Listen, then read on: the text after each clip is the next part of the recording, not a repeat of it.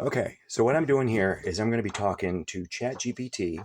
I'm going to ask ChatGPT to do research on the Byzantine text, the Textus Receptus, the received text, as compared to the Vaticanus and Alexandrian manuscripts, which ones they think are going to be the most reliable, okay?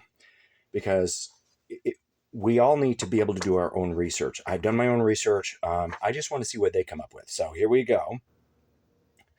Okay, I want you to answer this question for me. If someone was to ask you if the New Testament is reliable and how close to the actual words that Jesus actually spoke during that time when he was alive, and which manuscripts would you use or would you say would be the safest and most reliable to the original text? And tell me the difference, which ones you think would be the most reliable from either the Textus Receptus coming from Antioch or the ones from the Alexandrian, the family that comes from Egypt. Which ones would you say and why would be the most reliable? Absolutely. If someone asked me about the reliability of the New Testament and which manuscripts are closest to the original text, I'd highlight that the New Testament is historically very reliable. Among the manuscript traditions, the Byzantine tradition, which is reflected in the Textus Receptus, is often considered the most stable and well preserved. This tradition was used continuously in the early church and came from regions like Antioch, which had a strong early Christian presence. On the other hand, Alexandrian texts coming from Egypt are older, but sometimes show signs of editorial changes or omissions. So, generally speaking, the Byzantine tradition and the Textus Receptus are often viewed as the most reliable because of their widespread use and consistency across different regions. It's really about the continuity and the breadth of the transmission in the early church. Okay, now what would you say about the accusation regarding those that use the Textus Receptus or King James, saying that those in the King James circle, they added the scriptures or verses later and they weren't there originally? How would you answer that? Like, for instance, the ending of Mark chapter 16.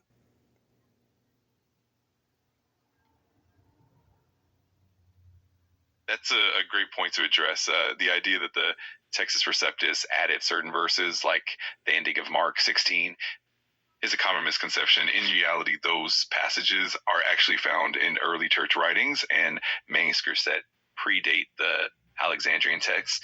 The presence of those verses in early patristic writings and their quotation by church fathers shows that these passages were indeed part of the text early on.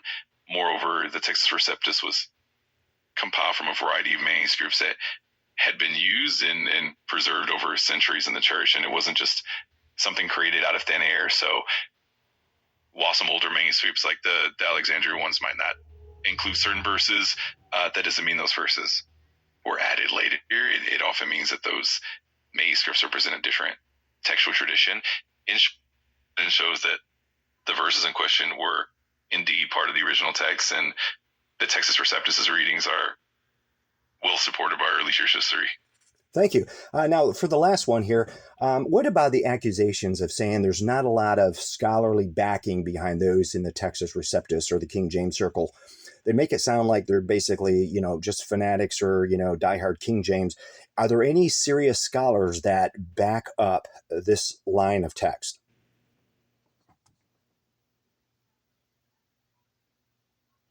Absolutely. There are indeed serious and well respected scholars who support the Byzantine tradition and the Textus Receptus.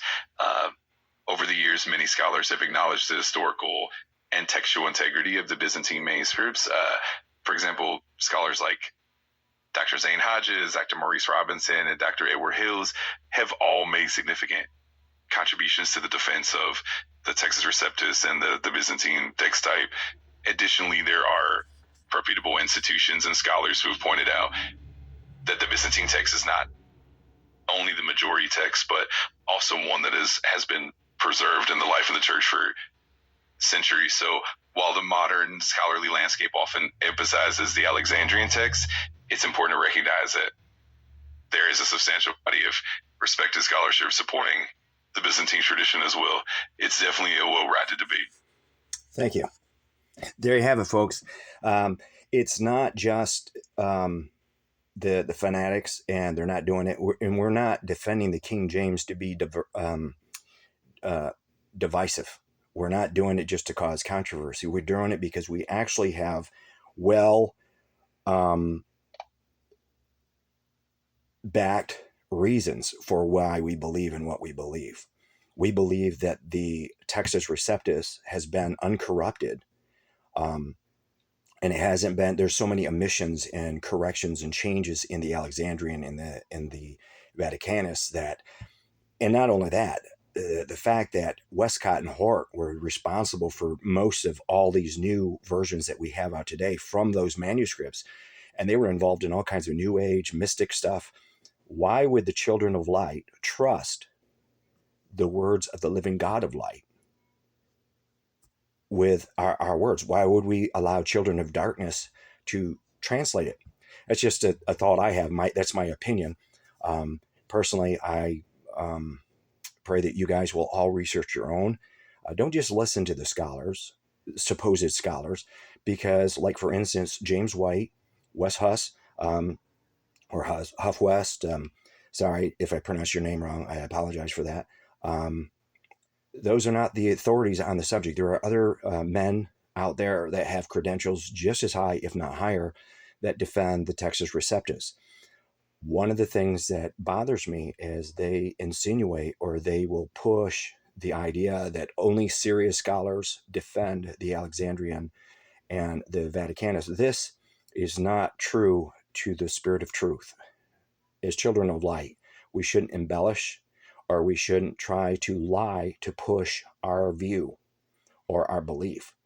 If your truth or your proof has enough backing, you shouldn't have to embellish or lie to substantiate it. That's my thoughts. Thanks.